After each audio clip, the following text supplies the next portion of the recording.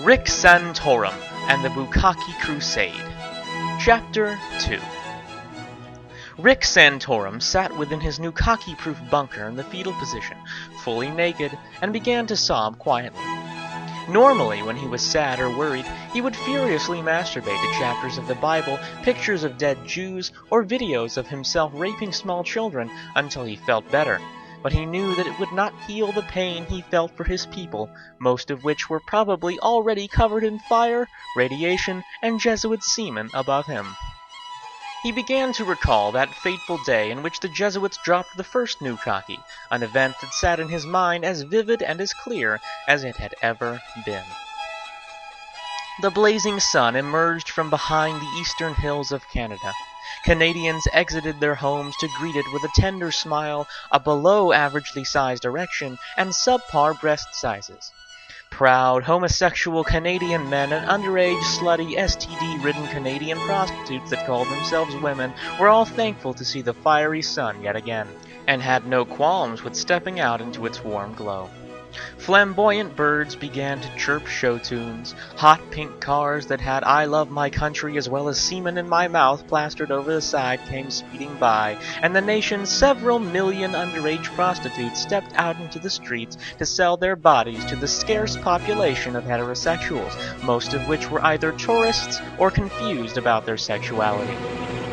Rick Santorum was in Canada visiting his uncle Remus, whom he had not seen in many years due to being molested and raped by him many times during his childhood and adulthood. Rick Santorum wished to bury the hatchet with his uncle, and perhaps thank him for allowing him to discover his sexuality.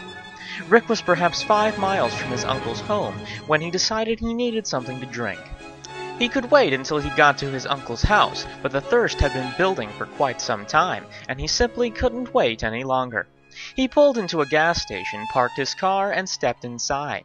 Rick Santorum walked past the refrigerators in the back and stepped into the men's restroom. He noticed that one of the stalls was occupied. He stepped into the adjacent stall and tapped on the wall of it thrice. A fairly small erection then slipped through a hole in the wall, and Rick Santorum dropped to his knees to get a drink. He stimulated the cock for a few brief moments before the owner of it ejaculated into his mouth. Rick Santorum delighted in the warm, sticky substance and swallowed all of it in a matter of seconds. With his need fulfilled, Rick Santorum slipped a Canadian note worth $25 under the stall and departed from the gas station with a wide smile on his lovable face. This smile quickly faded, and the warning words of his lover Gail came crashing into his mind. "Please don't go. The Jesuits are going to drop a nuclear bomb on Canada, a nuclear bomb with semen in it. I'm going to record a message for the masses to warn them, but I doubt they'll believe me. But if they hear you say it, maybe they'll listen and take shelter. Please, you don't have to do the latter, but don't go." Rick obviously ignored her, but what he gazed upon now made him wish he hadn't. A Jesuit bomber flew across the sky above him, its bomb bay door slowly starting to open wider and wider, like the anus of a Canadian male prostitute. He knew that Gail was right, and that this was a semen-filled nuclear weapon. He sprinted to his car and jumped inside. He turned on the engine, shifted into drive, and slammed his foot onto the gas pedal. He turned in the opposite direction of the bomber's flight path and began speeding down the road, back towards the U.S.-Canadian border. Approximately 10 minutes passed, and Rick was still trying to put as much distance between the bomb and himself as possible before it detonated. Suddenly, a massive amount of heat struck Rick. He felt as if the devil himself had ejaculated onto his back after hot, steamy anal sex. Rick saw nothing but a white, blinding light in all of his mirrors. The blinding light faded, and Rick saw a towering monolith behind him, which was shaped like a penis. A powerful shockwave of boiling smegma came flying towards him faster than the speed of sound. Rick's vehicle was pushed forward on the road and then flipped on its side. Rick lied on his side, covered in glass, blood, and burning hot sperm. The parts of his body that the sperm had touched were charred and burned, and Rick was in a tremendous amount of agony. Rick gazed at the fiery penis cloud for a few short moments before he lost consciousness. He awoke several days later in an American hospital. Even after all that time, he still smelled like the Jesuit Bukakke. He turned his head and saw Gail standing over him.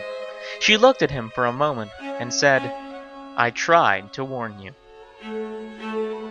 Rick Santorum sat in his bunker for over 2 weeks. He knew he had to allow enough time for the radiation to disperse before he could set foot on the surface. Now that he had, he donned his gas mask and protective suit just in case he had not waited long enough, and climbed up the ladder of his Bukakke-proof bunker. He struggled for a moment to open the hatch, and then stepped out into his now obliterated town. He gazed around at the destruction that the horrible bomb had caused. Homes had been reduced to rubble, people had been turned to ash, and nearly every street had been lined with Jesuit semen that had now become dry and had stuck to the asphalt. Rick Santorum stood in the open for a few more brief moments before 5 men dressed in protective suits, weapons slung over their backs and wearing gas masks, walked around a nearby corner and spotted him. "Hey, that's him," the first shouted. "Stop right there, or we will open fire." A confused Rick Santorum obliged to the demands of the men and stopped.